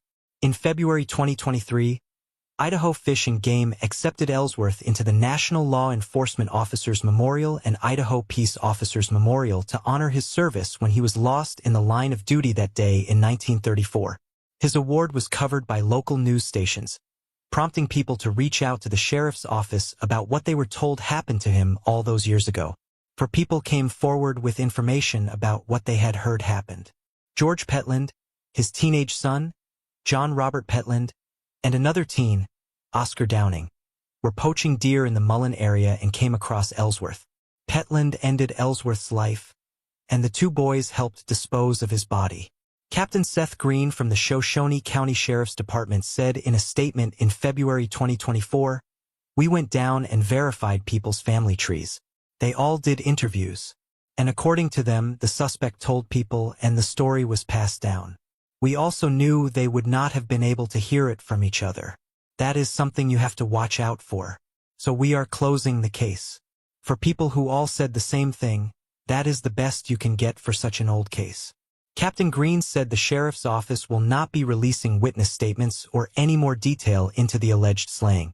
Officials also will not be going out to conduct a search for Ellsworth's remains. The area has had its fair share of fires and heavy rains, which could have moved the remains to a completely different area. The chances of finding him is slim to none. Captain Green said it feels good to have tracked down answers. Ellsworth's remaining family is relieved to finally close a 90-year mystery. Adeline Watkins, an investigator with Idaho Fish and Game, said the case is so unique because of how long ago Ellsworth went missing. There are no police reports investigators could locate, so most of their knowledge was through newspaper records and word of mouth. Watkins still hopes more people come forward with additional information, even though the case is considered closed, and was happy to bring the Theed family some much-needed answers and closure. Ellsworth was the great-uncle of Melissa Sellers Theed's husband. She knew his 3 sons. She said that they often discussed their father and how they wished they knew what happened to him. When he disappeared, his sons were between the ages of 8–14. They were all extremely close with their father. Melissa said it was heartbreaking. The family was ruined from losing him. It was a sad story for years. Melissa said Ellsworth's one son was in his 80s when he passed away. Just before he passed, he was tearing up and crying, wishing he knew what happened to his father. She wishes his family had closure before they passed away like they did. Melissa said that she is most grateful for the investigators and the people that came forward to help a family. The quiet corners of Stafford County, a mystery that has lingered for nearly 4 decades, has finally found its resolution. On a cold November night in 1986, the life of 32-year-old Jacqueline Lard was brutally cut short. As the years stretched on, the trail grew cold, but the pursuit of truth and justice never wavered. Decades later, the breakthrough that would provide answers to Jacqueline's tragic demise would also uncover a surprising link to another unsolved case. Jacqueline was a 32-year-old real estate agent. She lived and worked in Stafford County, Virginia. Known for her vivacity and dedication, she was a mother raising 2 children, a 13-year-old daughter and a 7-year-old son. Her role at Mount Vernon Realty involved long hours, hard work, and commitment. These are characteristics that defined her both professionally and personally. On the surface, her life in November 1986 was that of a busy professional. She balanced the demanding roles of a career and family, but her routine life would soon be disrupted by a tragic event. On the morning of November 14, 1986, Jacqueline Lard carried out her usual routine. She prepared for another day at Mount Vernon Realty on Garrisonville Road. That day, like many others, Jacqueline's job had her working late into the evening. This was not unusual, and Jacqueline met her commitment diligently, unaware of the grim fate that awaited her. At home, her children were accustomed to the routine. They knew that their mother often worked late and trusted that she would return, as she always did. As night fell on Stafford County, an unsettling quietness fell over the Lard household. Jacqueline did not return home at her usual time. The hours ticked by with no sign of her. The following morning, with Jacqueline still missing, anxiety turned into despair. Employees from nearby businesses alerted police upon finding signs of a violent struggle at the realty office. Blood was smeared on the walls and floors of the office. One of her black pumps, her business cards, and some of her real estate papers were found strewn over the floor, stained with blood. In neighboring Prince William County the next day, a shocking discovery was made. Jacqueline's loved one's worst fears were confirmed. Jacqueline's partially clothed body was found beneath a pile of discarded carpets in Woodbridge. The state of her body indicated she had suffered blunt force trauma, a violent end to a life described by those who knew her as vibrant and devoted to her children. Initial findings at the crime scene and Jacqueline's last known location began to paint a grim picture for investigators. Authorities pieced together the events leading up to her disappearance. They noted that Jacqueline was last seen by her colleagues around 9 p.m. on the day she went missing. The scene of a struggle at the realty office suggested that this might have been where the attack began. In the weeks that followed, detectives continued to interview colleagues, family members, and potential witnesses. They wanted to piece together the final hours of Jacqueline's life. Jacqueline's husband worked as a DEA agent. He was on a mission in Costa Rica during the time of her demise. They combed through her phone records, financial transactions, and professional interactions. They searched for any lead that could point them to the perpetrator. Her car, a champagne-colored Nissan Stanza, was found abandoned in Fairfax County a month after her body was found. This added yet another piece to the puzzle. It suggested that after leaving her office, Jacqueline had been abducted and forcibly taken to another location, and then the fatal encounter occurred. The proximity of her abandoned vehicle and the location where her body was found pointed to a planned and possibly hurried attempt to hide the crime. Despite the efforts from the detectives, the case quickly grew cold. Over the years, multiple teams of detectives revisited the case. They re-interviewed witnesses and re-examined evidence with new forensic technologies. Advances in DNA analysis provided hope for a breakthrough, but a match remained elusive. Investigators also reached out to the public for help. They released information about the case periodically and asked for anyone with knowledge to come forward. They followed up on countless tips, but none led to a conclusive suspect. As the years turned into decades, the case was handed down from one sheriff to another. They were each committed to solving the mystery of Jacqueline's untimely demise, but they were hindered by the fading trails and the aging evidence. The major breakthrough in the investigation of Jacqueline's untimely end came decades after the crime. This was driven by advancements in forensic technology and a revitalized commitment to solving cold cases. In 2017, officials from Stafford County decided to use the services of Parabon Nanolabs. This method offered a new angle on the case. It generated a suspect profile and reignited investigative leads in a mystery that had stagnated for years. Despite this progress, the profile did not match any existing records in criminal databases. This left the suspect's identity still shrouded in mystery. Persistent in their pursuit, detectives shifted their strategy to genetic genealogy. By aligning the DNA from the crime scene with these databases, genealogists were able to identify distant relatives. On December 14, 2023, They established familial connections to narrow down potential suspects. Detectives were able to hone in on 65-year-old Elroy Harrison, a man who had managed to evade law enforcement detection as he was not previously included in criminal DNA databases. After identifying him as a potential suspect, a court warrant enabled detectives to collect a new DNA sample from Harrison. In February 2024, the comparison of the sample with the DNA evidence from the crime scene decades earlier confirmed a definite match to Harrison. Investigators were shocked to find that the DNA evidence also linked Harrison to another tragic case, the 1989 slaying of Amy Baker. On the evening of March 29, 1989, 18-year-old Amy found herself stranded along Interstate 95. Her blue Volkswagen Beetle had run out of gas near Backlick Road in Springfield, Fairfax County, Virginia. She was returning home from visiting her aunt in Falls Church. Amy switched on her hazard lights and set out on foot towards a nearby Exxon station for help. Tragically, during her walk, she was confronted by a violent assailant. Amy was assaulted, and her life was brutally cut short by strangulation. Her body was discarded in the nearby woods. Her vehicle would be found by the roadside and towed the next morning. Her family, who had reported her missing, learned that the car had been towed and went back to the scene where it had broken down. 2 days after her disappearance, her mother, Sue Baker, and her aunt found her remains concealed under a layer of leaves. It was near the location where her vehicle had been left. Similar to Jacqueline's case, forensic evidence collected from Amy's scene initially led to an end. Her case also grew cold. In 2020, detectives from the Fairfax County Police Department's cold case team collaborated with DNA Labs International to submit evidence from Amy's case for analysis. The connection made through the genetic genealogy unified the two separate tragic events under a single suspect.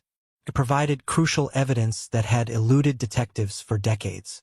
On March 4, 2024, after decades of relentless investigative work and groundbreaking advances in forensic technology, Harrison was indicted by a Stafford County jury. Multiple charges were made against him. It included a first-degree charge, abduction with the intent to defile, and aggravated malicious wounding of Jacqueline Lard. Also breaking and entering with the intent to commit a felony. He was apprehended at his home in Stafford County on March 5. He was subsequently detained at the Rappahannock Regional Jail without bond. The Cold Case Unit of Fairfax County is collaborating with the Fairfax County Office of the Commonwealth Attorney. They want to prepare additional charges related to the demise of Amy Baker. Sue Baker, Amy's mother, said Fairfax is taking care of this, and they will. But right now, we want Jacqueline Lard's case taken care of, so we know he is never coming out of jail. We never expected this. I never gave up. I told her I would never give up. The Stafford County Sheriff's Office said that Jacqueline's family is not interested in making a comment at this time. These efforts are a significant step towards resolution for these long-standing cold cases. It will bring some solace to the families involved. In March 1980, Carol Barrett, an 18-year-old from Zanesville, Ohio, traveled with friends to Daytona Beach, Florida. This was supposed to be an idyllic spring break.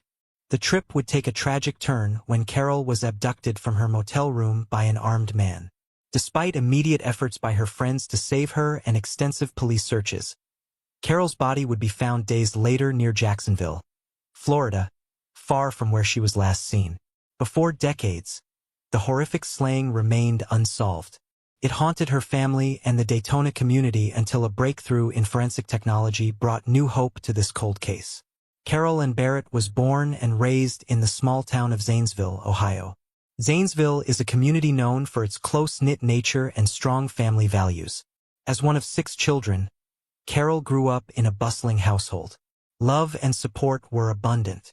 Her parents, Wayne and Patricia Barrett, were deeply involved in their children's lives. They provided a stable and nurturing environment. From a young age, Carol demonstrated qualities of resilience and independence. She was described by those who knew her as level-headed and practical. These were traits that endeared her not only to her family but also to her wide circle of friends. Carol had a calm demeanor and ability to handle stressful situations with grace. These were characteristics that her family believed would serve her well in adulthood. By the age of 18, Carol had developed a rich array of interests and a clear commitment to her future aspirations. A dedicated member of her high school band, she relished the opportunities it provided to travel and perform. One particularly memorable band trip to Colorado ignited in her a passion for exploring new destinations. This subsequently fueled her desire to plan a spring break trip to Daytona Beach, Florida. Carol's father, Wayne Barrett, had reservations about the trip but relented. He knew how much it meant to his daughter. Carol had worked part-time at a Wendy's restaurant to save up for the trip for nearly a year. As spring break approached, the excitement was palpable.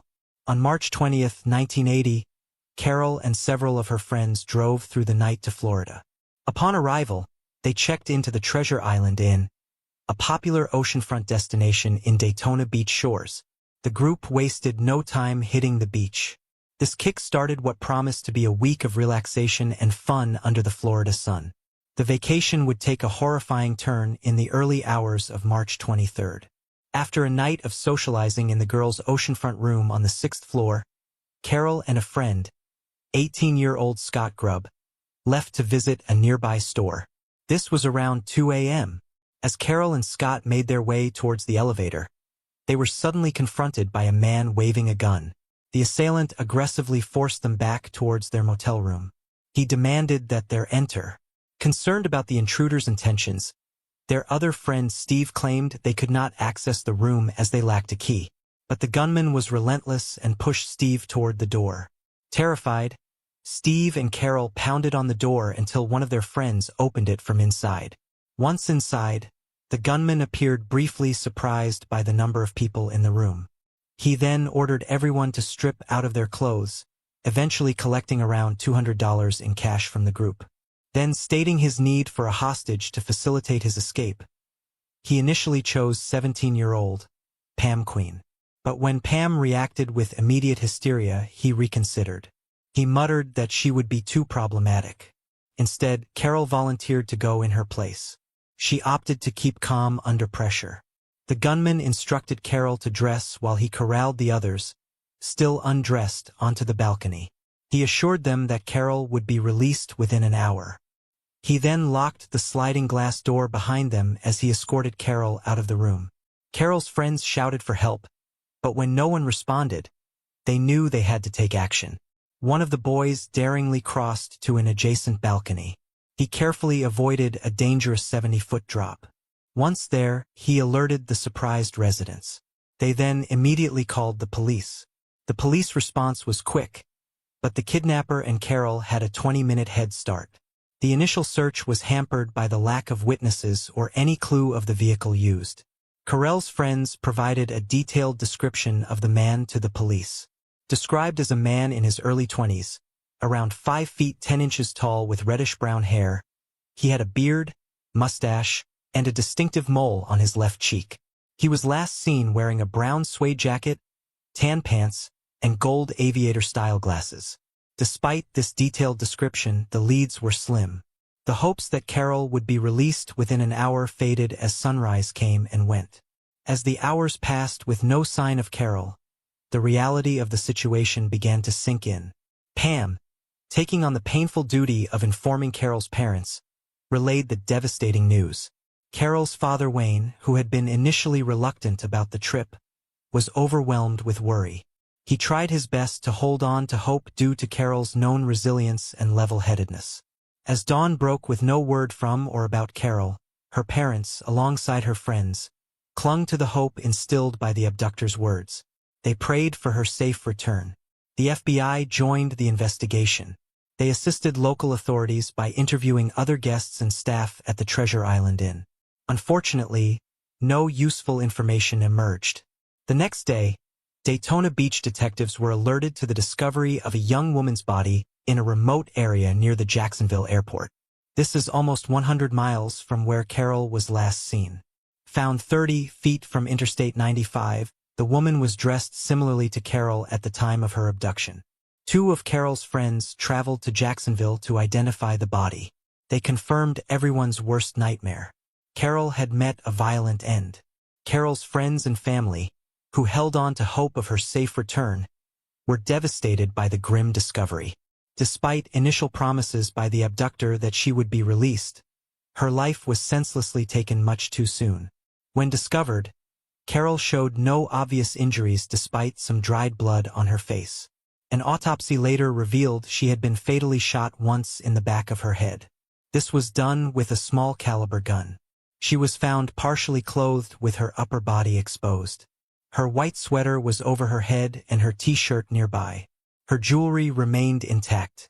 The autopsy also noted that she was assaulted. There were no defensive wounds. This suggested that Carol was probably unaware of the imminent danger and was shot execution style, likely without warning. Detectives facing a lack of leads relied on the description from Carol's friends to create a composite sketch of the suspect. This sketch was distributed to police across the country, to toll collectors on major East Coast highways, and featured in local newspapers and on television. Detectives pored over every detail from forensic evidence at the crime scene to interviews with potential witnesses. They even analyzed traffic camera footage and questioned known criminals in the area. They took a close look at similar crimes in neighboring states, hoping for a breakthrough that would link the cases. Even after the suspect's sketch was widely circulated, weeks turned into months without any significant leads. Years passed and Carol's family, while devastated, continued to work with law enforcement. They urged them to keep the case open and the public engaged. Each year, on the anniversary of Carol's disappearance, local newspapers would feature stories reminding the community of the unresolved crime. They hoped to jog someone's memory or conscience, but eventually the case went completely cold. It was not until August 2017 that Carol's case was reopened by the Jacksonville Sheriff's Office Cold Case Unit after a detailed review of the evidence. A few years later, in 2020, a significant breakthrough came when 65-year-old Billy Mansfield Jr. was identified as a suspect. He is a convicted serial offender and was already imprisoned since 1982 for the slayings of multiple other women. Mansfield, who was 24 at the time of Carol's tragic demise, confessed in September 2022 to being the person depicted in the initial police sketch. His confession happened after multiple interviews lasting over 2 years. He admitted to both the abduction and the violent crime. Mansfield had been convicted in 1982 of brutally taking the lives of 5 different women across California and Florida. His home in Hernando County, Florida, had the gruesome discovery site of 4 sets of human remains during the initial investigations. 2 of these remains were identified quickly, but 2 remained unidentified until 2022. Deputies did not say how the search was narrowed to Mansfield, but Dan Jansen, Jacksonville's Sheriff's Office cold case supervisor, said that the Sheriff's Office had a partial palm print from the suspect to accompany the police sketch. Although he confessed to the Carol Barrett case in 2024, authorities chose not to pursue further prosecution. Mansfield is already serving a life sentence in California and 4 concurrent life sentences in Florida for his previous convictions. After almost 44 years, this breakthrough provided some closure to Carol's family. This confirmed the identity of the perpetrator after years of agonizing uncertainty. Blair Gilligan, Carol's niece, said she was 3 years old when her aunt's life was taken, but does remember her. She wants others to remember her as well. Blair had no memory of the day she nearly drowned as a small child, but she does know she is here today because of her Aunt Carol.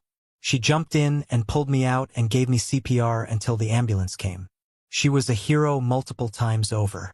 Even though Carol was young herself, Claire said she was like a second mom to me. I can remember her giving me baths, and do you remember those little oil bath beads? She would always use those. I can remember her making me corn with mozzarella cheese in it. No baked cookies were her absolute favorite cookie, and they are mine. Claire also said the following about Carol. A loving daughter, sister, friend, anyone that you think about, someone that you could trust and go to and feel comfortable. That was Carol. The resolution is bittersweet because of the decision not to prosecute Mansfield due to his existing life sentences. Her family will never see him specifically held accountable for her tragic end. Founder of Project Cold Case, Ryan Bachman said, "For some families it is just enough to know who it was and they are not out there harming other people." In March 1990, The quiet life of Norman Lawrence Rich was brutally cut short in his Washington, D.C. home. It left a community in shock and a family grappling with an unspeakable loss. He was found slain under mysterious circumstances that puzzled investigators for years. The initial leads, including the testimony of his girlfriend, Sheila Brown, did little to clear the mystery surrounding his untimely demise. The case went unsolved for decades, but Norman's family never stopped fighting for justice. Their efforts led to a surprising breakthrough more than 30 years later. It uncovered that the perpetrator was closer to home than anyone expected. Born and raised in Washington, D.C., Norman, affectionately known as Simo, was the eldest of 8 siblings. They were nurtured by a single mother in a community tightly knit but burdened by the socio-economic challenges of the era. The 1980s-1990s in Washington, D.C. were marked by an illegal substance epidemic. This heightened the crime rate, including a peak in violent crimes. Even with these obstacles, 34-year-old Norman was a beacon of resilience and support for his family. Described by his sister, Sakitha Tyler, as someone who worked hard to provide, Norman eventually took on the role of a stay-at-home father. He dedicated his life to his 3 children and girlfriend, Sheila Brown.